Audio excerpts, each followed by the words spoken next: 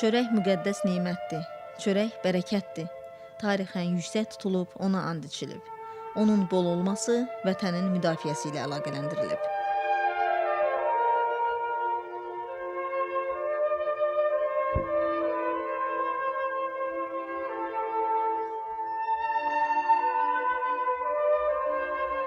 Xalqımız həmişə çörəyə hörmət və ehtiram bəsləyib, onu əziz tutub.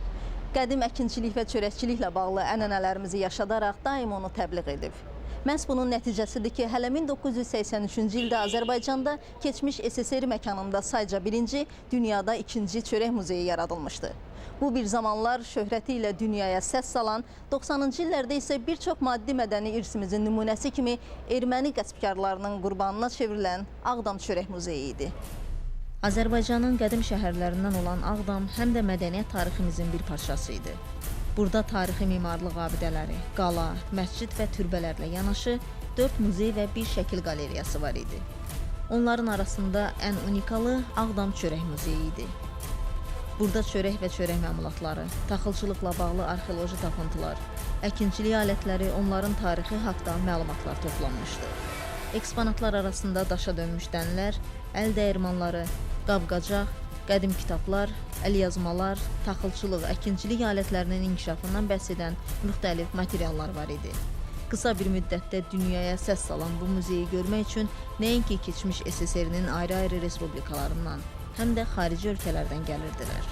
Almaniyanın Ulm şəhərində yaradılan çörək muzeyindən sonra dünyada sadəcə ikinci, keçmiş SSR məkanında isə birinci olan Ağdam Çörək Muzeyini açmaq ideyası 1982-ci ildə ortaya çıxmışdı. 1980-90-cı illərdə Ağdam Rayon Partiya Komitəsinin birinci katibi vəzifəsində çalışmış Sadıq Murtuzayevin təşəbbüsü ilə yaradılan muzeyin maraqlı tarixi var. Mən Ağdama 10 il Abşeronda, 10 il Şəkidə, ondan əvvəl Zaqatalıda işləyəndən sonra Ağdama birinci katib vəzifəsinə dəyişərkən şəhəri tanış olmaq üçün gəzəndə bir xarabaya rast gəldim şəhərin mərkəzində, yarı uçuq. Təəccüblə soruşdum ki, mərkəzdə nədir bu xaraba? Mənə sürücü dedi ki, bu vaxtilə dəyirman olub, mexaniki dəyirman deyirlər. Müharibə dövründə şəhərdə işlənən yeganə dəyirman olub, hamı ruzisini buradan götürüb. Ona görə müqəddəs bir məkan kimi ona dəymirlər, saxlayırlar. Deyirəm, müqəddəssə bunu niyə belə saxlasınlar? Və o ideya yarandı məndə, çörək muzeyi ideya. O təsadüflə yarandı. Muzeyin qurulması ilə bağlı təşkilati işlər isə həmin illərdə Ağdam Rayon Mədəniyyət Şöbəsinin müdiri işləyən Cimnaz Əliyevanın üzərinə düşür. 83-cü ilin yanvar ayı olardı, ilin əvvəlləri idi. Murtuzayev məni çağırtdırdı, gəldim və mənə İzvestiya qəzetini verdi ki, burada bir məlumat var, onu oxuyun. Mən orada çox kiçik bir məlumat idi, yazılmışdı ki, Almaniya Federasiya Respublikasının Ulm şəhərində dünyada ilk çörək muzeyi yaradılıbdır. Muzeyin 1500 eksponatı var. Düzü, bu məlumat bizim çox maraqlandırdı. Bu qeyri-adi bir şey idi. Yəni, biz birinci dəfə eşidirdik ki, belə bir muzey yaradıla bilər. O zaman Ağdamda köhnə bir dəyirman var idi. Yəni, dəyirman müharibə dövrü Ağdamın əhalisini çörəklə təmin eləmişdi. Yəni, aclıqdan xilas eləmişdi o dəyirman. Od dəyirmanı idi. Dəyirman artıq uçulmuşdu, haradasa tamamilə ləğv olunmaq ərəfəsində idi. Bu fikir Sadıq müəllimdə yarandı ki, biz o dəyirmanı bərpa eləyərək Ağdamda o çörək muzeyini Ağdamda da yarada bilərik. Ağdam Çörək Muzeyinin yerləşdiyi dəyirman 19-cu əsrin sonlarında istifadəyə verilmişdi. El arasında od dəyirmanı adlanan bu dəni ütmə qurğusu mazutla işləyirdi. Çox sonralar dəyirman şəhəri nəinki unla, üstəlik enerji ilə də təmin edirdi. Yəni gündüzlər dəyirman kimi işləyir, gecələr isə dəyirman həyəti deyilən yerə və bir sıra başqa məhəllələrə işıq verirdi. İkinci Dünya Müharibəsi illərində od dəyirmanı şəhər sakinlərinin ümid yerinə çevrilmişdi. Ağdam qədim bir şəhər olmaqla yanaşı, onun qədim abidələri var idi və abidələrdən biri də imarətlə yanaşı, demək, həmin o çörək muzeyinin yerləşdiyi bina idi ki, qədim bir od dəyirmanı deyilən bir bina idi. Onu, demək, məlum olduğu kimi, Demək, Məhəmməd Qarayev Ağdamlı idi. Ağdamda demək böyümüşdü və Peterburqda mühəndislik demək ixtisasına yiyələnmişdi və Ağdama qayıdan kimi də onun ilk atdığı addım Ağdamda o dərmanın tikintisi ilə bağlı idi. Təsəvvür edin ki, həmin dövrdə o dərmanı bir kompleks şəkildə idi. Yəni onun ətrafında o cümlədən də karvansara var idi. Və bu Sovet dövründə o karvansaranı demək belə deyək də otaq şəklində düzəldib əhaliyə, imkansız əhaliyə ev kimi, şərait qurmaq üçün verilmişdi və o cümlədən də o dərmanı ikinci olaraq, yəni un dərmanı kimi un istehsalı ilə yanaşı, həm də müəyyən məqamlarda həmin o karvansarada yaşayan adamları və o cümlədən də o ətrafda yaşayan adamları elektrik enerjisindən təmin eləyirdi.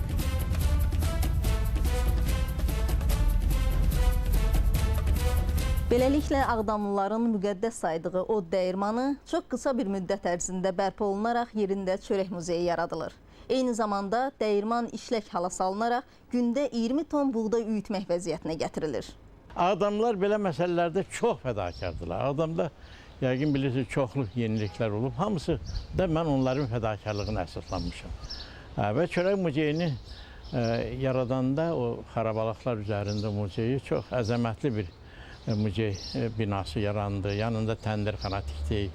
Orada təzə gündəlik çörək pişirib verirdilər. Orada Aslan kişini tapdıq. Bir tapıntı oldu, böyük bir müharibə dövründən bu dəyirmana rəhbərlik edən adam Aslan kişi. Onu gətirdik, başladıq işləməyə.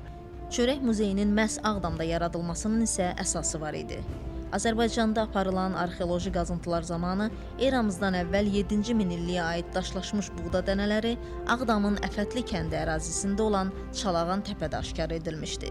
Bundan başqa, rayon uzun illər respublikada taxılçılıq üzrə məhsuldarlığa görə birinci yerdə gedirdi. Heç bir rayon taxıl məhsuldarlığında Ağdamı üstələyə bilmirdi. Bu da Ağdam torpağının olduqca bərəkətli olması ilə bağlı idi. Ağdam uzun illər Ağdam respublikada taxılın məhsuldarlığında birinci yerdə gedirdi. Ondan Ağdamdan yüksək taxıl məhsuldarlıq götürən rayon yox idi. Ağdamın torpağı çox zəngin torpaqdır. Bu ilə bağlı idi. Bu baxımdan qədim əkinçilik və çörəkçilik ənənələrinin təbliği, gənc nəsildə çörəyə hörmət və ehtiram aşılamaq məqsədi ilə Ağdamda belə bir muzeyin yaradılmasına zərurət görülmüşdü. Biz eksponat toplanışına başladıq əvvəl. Təmir gedən müddətdə artıq eksponatlar toplanırdı ki, təmir qutaran kimi biz artıq ekspozisiyaları yaratmalıyıq. Bütün rayonlara, respublikalara məktublar göndərdik. Həmin məktublarda xahiş edirdik ki, çörəklə bağlı kimdə nə varsa, həm çörək nümunələrini göndərsinlər, həm də əkinçiliklə bağlı alətlərdir, qədimdən qalma alətlər, müasir falan. Bunları bizə göndərsinlər və çox böyük rezonans oldu. Mən sizə deyim ki, hər kəs bu təşəbbüsə çox belə məmnuniyyətlə qoşuldu. Və biz o eksponatları toplaya bildik. Demək olar ki, bütün Zaqafqaziya respublikalarından bizdə eksponatlar oldu. Hətta kosmonavtların çörək nümunələrini bizə göndərdilər. O məktubların əsasında onları biz əldə eləyə bildik. Azərbaycanın öz daxilindən xışdan tutmuş, vəldən tutmuş, vəlin taxtasından, yəni nə bilim, kirkirədən, hamısından, bunların hamısını biz əldə edib o muzeyə gətirib yığa bildik. Hətta Naxçıvandan bizə duz göndərdilər, o sal duzlar ki var, o duzlardan da Naxçıvandan göndərdilər. Yəni, həqiqətən hardasa 1300-1500 eksponatda biz toplanmışdıq. Muzeyimizin ən qiymətli eksponatı isə o 7000 illik tarixə malik o buğda nənələri idi. Muzeyin yaradılmasına akademik İmam Mustafayevin böyük köməyi olur. Alim 7000 il tarixə malik həmin daşlaşmış buğda dənələrini, eləcə də öz kolleksiyasından çoxlu sayda buğda və çörək nümunələrini muzeyə bağışlayır. Muzeydə respublikanın bütün bölgələrindən çörək növləri toplanmışdı. Gədəbəy rayonundan isə qədim tarixə malik 16 əkinçilik avadanlığı muzeyin eksponat fonduna hədiyyə edilmişdi. Muzeyin açılışı 1983-cü il noyabrın 25-də olub. O vaxt Azərbaycanda heyvandarlığın və yem istehsalının intensivləşdirilməsi problemlərinə dair keçirilən Zaqafqaziya seminar müşavirəsinin iştirakçıları muzeyin ilk ziyarətçilərinə çevrilir. qonşu respublikalardan, o cümlədən Orta Asiyadan gələn demək heyvandarlıq və əkinçiliklə məşğul olan şəxslərin böyük bir qismi orada iştirak eləmişdi. Və bu ikinci muzey olduğuna görə müəyyən bir təcrübəsi də yayılmışdı. Və məhz həmin təcrübəsinin yayılması idi ki, birinci növbədə elə Ağdamın özündə iki ictimai əsaslarının filialı fəaliyyət göstərirdi. Biri Ağdam 8 nömrəli məktəbdə, biri isə Güllücə demək kəndində, o da dəyirmanda idi. Və bundan da əlavə həmin o keçmiş SSR məkanına daxil olan respublikalarda, xüsusən də Orta Asiya respublikalarında, Özbəkistanda, Qazaxıstanda və Türkmənistanda məhz yaradılan muzeylər, çörək muzeylərinin belə deyək də muzeyləri Ağdamdakı təcrübədən yararlanaraq yaradılmış muzeylər idi və bu günlərdə o müəyyən bir qismi onların fəaliyyətdədir. Ağdam Çörək Muzeyi yeganə muzey idi ki, orada dəyirmançı ştatı var idi. O zaman Nazirlər Sovetinin qərarı ilə muzey üçün belə bir xüsusi ştat ayrılmışdı. Muzeyə bitişik Sümbül kafesi fəaliyyət göstərirdi. Burada eyni zamanda təndirlər, yəni çörək muzeyi ilə bitişik, çörək muzeyi mədəniyyət şöbəsinin tabeliyindədir və onunla bitişik o vaxt ictimai iaşə birlikləri var idi. İctimai iaşə birliyinin tabeliyində olan kafe fəaliyyət göstərdi, Sümbül kafesi. Adını Sümbül qoymuşduq ki, çörək muzeyi Sümbül kafesi. Həmin Sümbül kafesində təndirxanalar vardı. Orada çörək bişirilirdi, lavaş bişirilirdi, xəmir xörəkləri bişirilirdi, çay verilirdi. Yəni muzeyə gələn o eksponatlarla, zallarla tanış olandan sonra, prosesləri görəndən sonra keçib orada istirahət eləyə bilirdilər. Yəni bunun unikallığı bunun idi və çox maraq doğururdu. Deyim sizə ki, SSR-nin elə bir yerindən yox idi ki, ora gəlməmiş olsunlar. Xarici ölkələrdən gələnlər gəlirdilər. Çox maraqlı bir muzey idi, çox gözəl tədbirlərimiz keçirdi orada bizim. O vaxtlar rəsmi qonaqlar Ağdam şəhərini ziyarətə bu muzeydən başlayırdılar. Muzeyin xatirə kitablarında Rusiya, Ukrayna, Türkmənistan, Özbəkistan, Gürcüstan və digər respublikalardan gələn qonaqlar, ziyarətçilər ürək sözlərini yazırdılar. Xatirə kitablarında məşhur siyasi xadimlərin, elm və incəsənət adamlarının rəyləri əksini tapır. Tezliklə muzeyin səs sorağı, şöhrəti ölkənin hüdudlarından kənara yayılır. Nəticədə muzeyin eksponatları daha da zənginləşir. Həmin vaxtlar eksponatların arasına əlavə olunan blokada çörəyi öz acı xatirəsi ilə fərqlənir. O dövrdə SSR məkanında Vremya verilişi var idi, Moskva kanalında. Həmin veriliş verildi, geniş bizim Ağdamın Çörək Muzeyi haqqında geniş veriliş getdi orada və bundan sonra bizim Leningraddan bir məktub aldıq. Oradan Galina Andreyevna Kanayeva adlı bir qadın yazırdı ki, mən gördüm sizin muzey haqqında məlumatım oldu. Mən Leningrad mühasirəsi zamanından qalan bir deməli dəfəlikdə bir günlük çörək normasını istəyirəm ki, gətirəm ora sizə təqdim edəyəm və biz onu dəvət elədik, çox məmnuniyyətlə gəldi və o bir günlük özünün danışdığına görə bu Leningrad mühasirəsi dövründə 2 yaşında bunun qızının payı olubdu bu. Çörək norması olubdu. Qadın girib çörək normasını alıb gətirsin ki, uşaqlar arzular. Qaydanda o 2 yaşlı uşağının öldüyünü görür. Artıq o pay uşağa çatmır və deyir, onda mən fikirləşdim ki, mən bunu heç kimə verə bilmərəm. Mən bunu saxlayacağam. Qoy gələcək nəsillərə bu bir görük olsun ki, Leningrad mühasirəsi nədir, faşizm bizə nələr eləyibdir və müharibə nə deməkdir.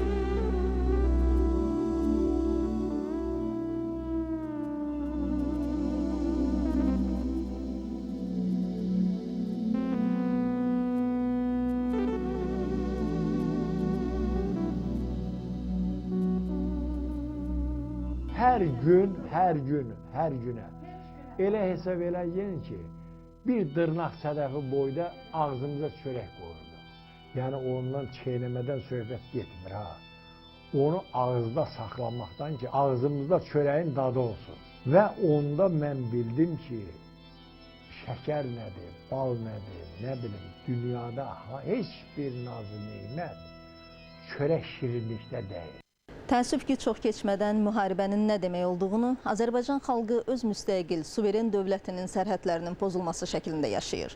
Ermənistanın hərbi təcavüzü nəticəsində Azərbaycanın 20% ərazisinin Dağlıq Qarabağ və ətraf 7 rayonun işğalı xalqımıza, o cümlədən Ağdamlılara böyük zərbə olur. 1992-ci il avqustun 12-sində öz havadarlarının köməyinə arxalanan erməni hərbiçilərinin Ağdama növbəti silahlı hücumu, atılan qrat mərmiləri bir çox tarixi mədəniyyət abidələrimizi, o cümlədən Ağdam Çörək Muzeyini yerlə yeksan edir. 1992-ci ilin avqust ayında Deməli, ermənilərin Ağdamı növbəti qrad atəşə tutduğu gün Çörək muzeyinə qrad mərmisi düşdü və muzey yandı. Təsəvvür edin ki, heç nə edə bilmədi. 7 yanğın söndürən maşın muzeyin yanğısını söndürə bilmədi.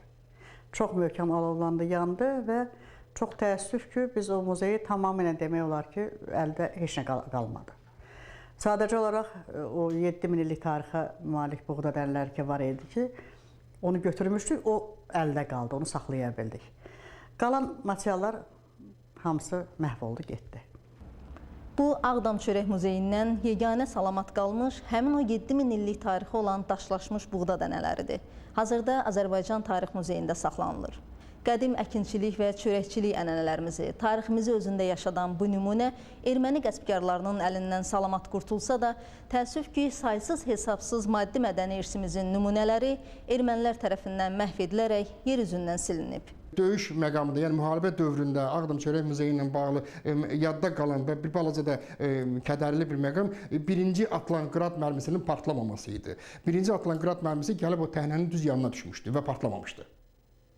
İkincisində isə artıq o demək böyük bir yanğın baş vermiş və muzey ümumiyyətlə sıradan çıxmışdır, məhv olmuşdur. Bununla da qısa vaxtda 3000-ə yaxın eksponat toplanmış. Bir zamanlar nəinki Ağdamın, ümumilikdə Azərbaycanın simvoluna çevrilən Ağdam Çörək Muzeyi erməni qəsbkarlığının qurbanı olur. Ermənilər o qədər qısqanc yanaşırdılar, mənfur qonşularımız deyək. İlk qradı, dağıdıcı qradı Çörək Muzeyinə atıblar, onu dağıtdılar. Sonra şeyi gəlib yandırdılar orada, Nur Dərəsində bizim sanatoriya, kotejlər var idi, villalar, bunların hamısını odurub yandırdılar. Onu da deyək ki, bugün Ağdam Çörək Muzeyi ilə bağlı çoxsaylı tədqiqatlar aparılıb, kitablar dərc olunub. Muzeyin bərpa olunması ilə bağlı fəaliyyətə başlanılaraq, bununla bağlı müvafiq qurumlara müraciətlər edilib. Hesab olunur ki, Ağdam Çörək Muzeyinin fəaliyyətinin bərpası və Ağdamın işğal altında olmayan kəndlərinin birində yenidən qurulması mövcud tarixi məqamların yaşadılması baxımından gənc nəsil üçün olduqca faydalı olar. Eyni zamanda turizm marşrutlarına salınaraq Azərbaycan reallıqlarının təbliği, xarici turistlərin diqqətinə çatdırılması baxımından da böyük önəm daşıyar. Çox gözəl təşəbbüs olar ki, o muzeyi bərpa eləyək. Ya Ağdamda, ya Bakıda, hələ Ağdam Çörək Muzeyi adı ilə. İndi turizmi günü-gündən inkişaf eləyir. Turizmdə də gərək elə obyektlər olsun ki, turistləri cəlb eləsin. Biz o Ağdam Çörək Muzeyinin təcrübəsində bildik ki, çox cəlb edici bir obyektdir. Çoxlu gələnlər, bütün ətraf rayonlardan, uzaq rayonlardan tələbələr gəldi, gənclər, uşaqları gətirdilər ekskursiyaya ora. Bizim o fəaliyyətimizin nəticəsində bu günləri muzey ilə bağlı 20-yə qədər eksponat, sırf muzey eksponatı, yəni fondumuzda, mənim çalışdığım fonda saxlanılır və onların içərisində tutalım ki, çox unikal sənədlər var. Tutalım ki, dağıntı ilə bağlı qəbul edilmiş qərar, sonra onların o rəy kitabları, hansı ki, qonaqlar gəlib rəy kitablarına imza atırdılar və yaxud da ürək sözlərini yazırdılar. Çox unikal bir kitab sənədlərdir. Müəyyən bir sıra sənədlər, o cümlədən şəkillər, muzeyin iç görüntüləri, o cümlədən muzey ilə bağlı xüsusi olaraq vurğulamalıyam ki, o vaxtı çox nadir addım hesab edilən rəngli buklet çapı, bunu da qeyd eləməliyik ki, biz ki, rəngli demək bukletin çapı həmin vaxtda həyata keçirilmişdi və o rus dilində və Azərbaycan dilində, yəni gələn qonaqlara təqdim edilirdi. Bu və sadaladığım və sadalamadığım bir çox eksponatlar var ki, həmin muzeydə sərgilənməklə həm o yerin və muzey ilə bağlı atılan addımların nə qədər zəngin olduğunu göstərir, həm o yerin nə qədər zəngin olmasını göstərir. Amma erməni qəsbkarlığının qurbanı olan təkcə Ağdam Çörək Muzeyi deyil. Həmin vaxt Ağdamda fəaliyyət göstərən Tarix Ölkəşünaslıq Muzeyi, Tarzən Qurban Pirimovun Xatirə Muzeyi, Rahib Məmmədovun Xatirə Muzeyi, Ağdam Şəkil Qalereyası da dağıdılaraq yandırılır. İşğalla yanaşı mədəni irsimizin məhvi sahəsində çox böyük ziyan çəkmişik biz, böyük ziyan çəkmişik. Ağdamın özündə nə qədər mədəni sərvətlər məhv oldu, getdi. Qısa müddətdə biz orada böyük Ağdamın özünün təbiəti, son dərəcə zəngin təbiətidir. Məsələn, 79-cu ildə SSR üzrə əhalinin siyahıya alınmasında məlum oldu ki, bütün SSR miqyasında təkcə Ağdamda bir kəndin orta yaşayış səviyyəsi ilə rayonun orta səviyyəsi arasında 12 yaş fərq var. Böyük ekspedisiya gəldi. İsrail İlmlər Akademiyasının Demografiya İnstitutundan ekspedisiya gəldi ki, bu nadir hadisədir, bu nə olan şeydir. Və onun təsiri ilə biz Nur Dərəsində, Abdal Gülalbuda böyük, əvvəl orada pioner düşərgəsi yaratmışdıq, böyük sanatoriyanın əsasını qoyaqdıq ki, və müəyyən elədilər ki, bunun səbəbi oranın iqlimi. 4 faktor var insan ömrünün uzadılmasında: coğrafi, psixoloji faktor, coğrafi faktor, genetik faktor, bir də həyat tərzi. Bunlar müəyyən elədilər ki, Ağdamın təbiəti ilə əlaqədar, Qarabağın təbiəti ilə əlaqədar bu nadir hadisədir. Bugün Ermənistanın işğalçılıq siyasətinin qurbanı olan maddi-mədəni irsimizlə bağlı ümumi itkilərimiz isə daha böyükdür. Ermənistanın işğal altındakı Azərbaycan ərazilərində mədəni irsi məhv etməyə yönələn siyasətinin bir hissəsi də bu ərazilərdə qalan muzeylərdə saxlanılan misilsiz tarixi eksponatları, qiymətli incəsənət və mədəniyyət nümunələrini talan etməsidir. Rəsmi rəqəmlərə görə işğal olunmuş ərazilərdə 40 mindən çox eksponata malik olan 22 muzey qalıb. Bu muzeylərdə Azərbaycan xalqının tarixi və mədəniyyəti ilə bağlı qiymətli əşyalar, rəsm və heykəltaraşlıq əsərləri, dünya şöhrətli Azərbaycan xalçaları, görkəmli şəxsiyyətlərimizin xatirə əşyaları və digər qiymətli eksponatlar talan edilib. İşğal zamanı qızıl və gümüş məmulatlar, nadir və bahalı daşlar, əl işləri ilə zəngin olan Kəlbəcər, Şuşa, Qubadlı və Zəngilan tarix diyarşünaslıq muzeyləri və bir çox başqa muzeylərin demək olar ki, heç birini xilas etmək mümkün olmayıb. Araşdırmalar nəticəsində belə məlum olmuşdu ki, yəni bizim işğal ərazisində, işğal altında və biz burada bəzən də bu məqamı da biz unuduruq ki, axı bu işğaldan əlavə bir işğal zonası deyilən bir ərazi də var. Yəni bufer zona deyək də, bu zonada bizim 31 muzeyimiz bu günləri faktiki olaraq belə deyək, işğal ərazisində və həmin o bufer zonada yerləşən bir yerdədir. Bu 31 muzeydə bu günə kimi demək ümumiyyətlə həmin 31 muzeydə 125 min üst-üstə götürdükdə eksponat olmuşdur. 125 min eksponatı, yəni mən təxminən deyək də, 125 min eksponatdan bizim çıxarmaq mümkün olmuşdur 22 min eksponat. Bu da Cəbrayıl və Füzuli muzeylərinə bağlı. Yəni Ağdamda mövcud olmuş o 4 muzey ki olubdur, onun da və ən unikalı mən deyərdim ki, Ağdam Çörək muzeyidir. Onlardan vurtut bir neçə eksponat da çıxarılmışdır.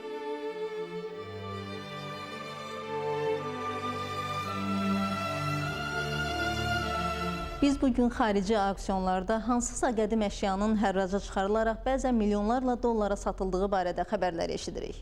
Belə olan halda görəsən ermənilərin taladığı 10 minlərlə eksponatın dəyəri hansı məbləğə sığar?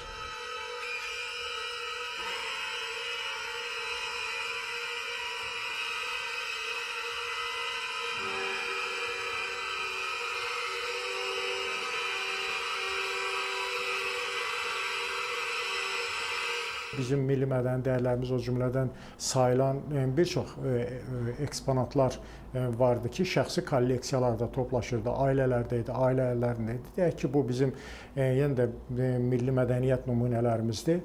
Yəni bura daxil olar zililərdir, xalçalardır, xurcunlardır, atçullardır. Deyim ki, bu xatirə, deyim ki, qılınclardır, yəni ov alətləridir və s. Yəni bunlar saxlayırdılar. Yəni istifadə etmirdi insanlar, ancaq onu xatirə kimi, nəslinin bir xatirəsi kimi saxlayırdılar. Yəni bütün bunlar da ermənilərin əlinə keçibdi. Yəni bizim təqribi hesablamalarımıza görə 100 mindən çox, deyək ki, bizim daşınan tarix və mədəniyyət abidələrimiz ermənilər tərəfindən artıq ərazidən çıxarılıblar. Bizim məlumatımıza görə onlar 3-cü dövlətlərdə bir çox qismi satışa çıxarılıb, satılıbdır 92-ci ildən 2000-ci illərə kimi, bir qismi də hədiyyə edilibdir. Yəni müxtəlif dövlətlərdə işləyən önəmli şəxslərə bir qismində erməni milli mədəni nümunələri kimi hədiyyə edilibdir. Qeyd edək ki, Ermənistanın hərbi təcavüzü nəticəsində işğal olunmuş və bununla əlaqədar zərər çəkmiş ərazilərimizin bərpası və yenidən qurulması üzrə Azərbaycanda Dövlət Komissiyası fəaliyyət göstərir.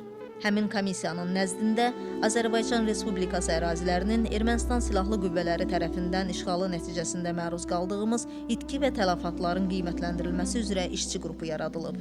İşçi qrupu hər cür itki və tələfatların həcmini beynəlxalq qiymətləndirmə standartlarına uyğun olaraq hesablayır. Burada eyni zamanda maddi mədəni irsimizə dəymiş ziyanın qiymətləndirilməsi həyata keçirilir və xüsusi metodologiya tətbiq olunur. Azərbaycan Respublikasının baş naziri tərəfindən təşkil olunmuş, sərəncamı ilə təşkil olunmuş işçi qrupunun 15 nəfər üzvü bu istiqamətdə Yəni işğal olunmuş ərazilərdəki əmlaka dəymiş, istər dövlət, istər özəl əmlaka dəymiş zərərlərin qiymətləndirilməsi ilə məşğul olur. Yəni bunlar ayrı-ayrı təsnifatlar üzrə aparılır. Deyək ki, burada deyim ki, o dövrdə qalmış kolxoz, sərxoz təsərrüfatı idi. Deyim ki, özəl mülkiyyəti idi. Deyək ki, əhalinin şəxsi mülkiyyəti idi. Deyək ki, turizm sahəsi idi. Burada təhsil, səhiyyə sahələri, bütün bunlar hamısı ayrı-ayrılıqda hesablanır və ayrı-ayrılıqda bunlar dəyərləri ümumiləşdirilir və bugünkü bazar qiymətinə uyğunlaşdırılır və eyni zamanda deyim ki, beynəlxalq qiymət standartlarına uyğunlaşdırılır. Artıq işçi qrupu işğal altında olan ərazilərdə Azərbaycanın tarixi mədəniyyət abidələrinə dəymiş ziyanın qiymətləndirilməsini başa çatdırıb. Tədqiqatlar göstərir ki, Ermənistanın işğalı nəticəsində 5000-ə yaxın tarixi abidə erməni təcavüzünün qurbanı olub.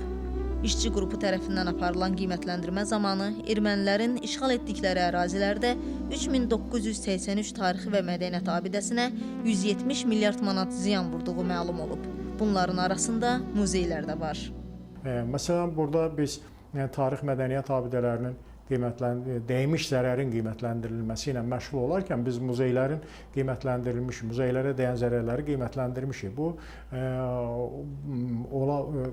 o eksponatlara aid edilməməlidir. Çünki biz artıq deyək ki, bir muzeydə 5000 eksponat varsa, deyək ki, orta səviyyəli bir muzeydə, yəni burada muzeyin özünün ən dəyərini bir neçə milyonla biz hesablamışıq. Yəni bu sırf muzeyin divarlarına, muzeyin daxili tərtibatına, onun ümumiyyətlə əlavə tikintilərinə və s. dəymiş zərərlərdir ki, biz bunları etmişik. Məqsəd işğal zamanı bütün sahələrə dəymiş ziyanı təsnifatı üzrə hesablayaraq beynəlxalq məhkəmələrə və qurumlara təqdim etmək, Ermənistanın təzminat ödəməsinə nail olmaqdır. Dünya təcrübəsi, beynəlxalq hüquq və konvensiyalar təcavüzə məruz qalan ölkələrin iddia qaldırması və təzminat tələb etməsinə əsas yaradır. Qiymətləndirmə üzrə aparılan bu təşəbbüs, mən deyərdim ki, erməni vandalizminin dünyada ifşasına nail olmaq və göstərmək ki, bu xalq, bu millət illərlə Azərbaycan xalqının başına açdığı oyunlar, ona vurduğu zərərlər bunlardır. Və yekunda beynəlxalq hüquqa görə deyim ki, bizim özümüz deyək ki, burada təzminat hüququna malikik. Çünki bizdən asılı olmayan səbəblərə görə, yəni bu vətəndaşlardan, bu ölkə dövlətdən asılı olmayan səbəblərə görə artıq burada bizə zərərlər dəymişdir. Bu zərər dəyən var. Yəni istər bunun dövlət və yaxud da ki, insan tərəfindən törənilir. Yəni bunlar var. Əgər bunlar varsa, artıq bizim beynəlxalq məhkəmələrdə təzminat almaq hüququmuz var. Mən sizə deyim ki, təkcə deyək ki, daşınmaz tarix mədəniyyət abidələrimizin 177 milyarddırsa, təsəvvür eləyin ki, o 20% torpaqlarımızda digər bizim nə qədər bizim əmlakımız qalmışdır, onun dəyən zərərlər nədir? Bugün Azərbaycan ermənilərin işğal edilmiş ərazilərdə törətdikləri vəhşilikləri, tarixi abidələrin, məscidlərin dağıdılması, yer üzündən silinməsi, ölkəmizə vurulan külli miqdarda ziyanla bağlı məsələni dəfələrlə beynəlxalq ictimaiyyət qarşısında qaldırır. Bəyan olunur ki, Ermənistan silahlı münaqişə zamanı mədəni sərvətlərin qorunması haqqında Haaqa Konvensiyasının və mədəni sərvətlərin qeyri-qanuni dövriyyəsi haqqında Paris Konvensiyasının tələblərini kobudcasına pozur. Beynəlxalq normalara, müharibə haqqında konvensiyalara görə işğalçı tərəf işğal etdiyi ərazilərdə tarixi mədəniyyət nümunələrini qorumağa görə məsuliyyət daşıyır. Amma görünən odur ki, Ermənistan işğal etdiyi ərazilərimizdə Azərbaycan xalqının tarixinə, mədəniyyətinə aid misli bərabəri olmayan dəlilləri, izləri silməklə məşğuldur. Bu təkcə Azərbaycana yox, bütün bəşəriyyətə, sivilizasiyaya qarşı yönələn bağışlanılmaz cinayətlərdir. Ona görə də nüfuzlu beynəlxalq təşkilatlar beynəlxalq hüququ bu qədər aşağılayan Ermənistanı nəhayət ki durdurmalıdır. Əks halda bu president digər münaqişə ocaqlarına da sirayət edə bilər. Bəşəri cinayətlər törədənlərin cəzasız qalması isə elə bəşəriyyətin özünün yaratdığı dəyərlərin sonu deməkdir. O torpaqlar alınacaqdır. Ağdam ondan da, onun əvvəlkindən də qəşəng tikilə biləcəkdir. Amma Ağdam əvvəlki Pənah xanın tikdiyi Ağdam olmayacaqdır. Həqiqətən çox böyük, həm maddi, həm mənəvi bizə ziyan dəyibdir. mədəniyyətimiz zərb altına alınıbdır. Bizim tariximizi siliblər. Bu günlərə Ağdamda heç nə qalmayıbdır. Bizim peyklə çəkilmiş şəkilləri görürük. Yəni o zəngin yaşayış tərzindən biz bu günlərə qaçqın köşkün vəziyyətdəyik. Ermənistan və onun arxasında duranların hesabına. Təbii ki, tarix, dünya ictimaiyyəti buna səsini qaldırmalıdır, tarix qiymətini verməlidir və bizim dəyən ziyanımız, mən hələ mənəvi zərbələrdən danışmıram, müəyyən şeylər var ki, onları bizim xalq onu uzun illər daşıyacaq, o mənəvi zərbələri. Amma heç olmasa bizim vurulmuş o maddi ziyanımız ödənməlidir, mütləq ödənməlidir. Və mən buna əminəm, inanıram ki, bizim bugünkü dövlət başçımızın, Ali Baş Komandanımızın, İlham Əliyevin Heydər Əliyev strategiyasını davam etdirməklə ona nail olmağa gücü çatacaqdır və buna əminəm. Hansı gün buna əmin olmasam, həmin gün mən yaşaya bilmərəm.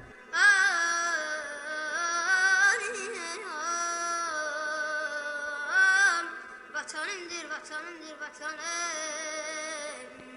Vatanı sevmeyen insan olmaz. Vatan istenmeyen insan olmaz, olsa da o şahsta vicdan olmaz. Ay dadibet, ay ay ay. Sen beni